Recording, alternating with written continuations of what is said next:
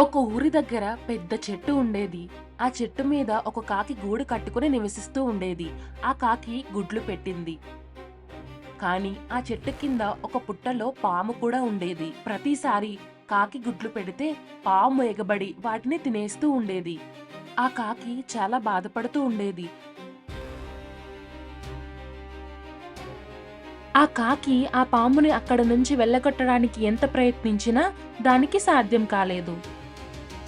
అది ఒకరోజు ఒక తెలివైన ఉపాయం ఆలోచించింది. ఒకరోజు ఆ కాకి దగ్గరలో ఉన్న రాజభవనం దగ్గరికి వెళ్ళింది.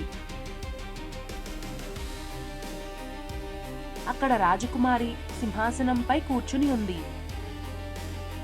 ఆ రాజకుమారి దగ్గర నుంచి ఒక ఆభరణాన్ని భటులు చూస్తుండగా తీసుకుని అక్కడి నుంచి బయలుదేరింది.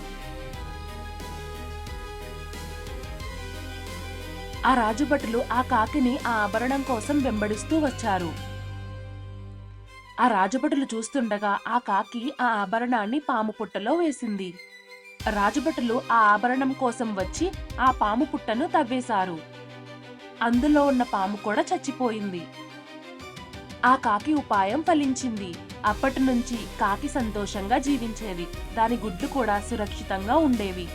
బలానికి మించినది బుద్ధి. ఆలోచించి పనిచేస్తే సమస్యలన్నీ తొలగిపోతాయి.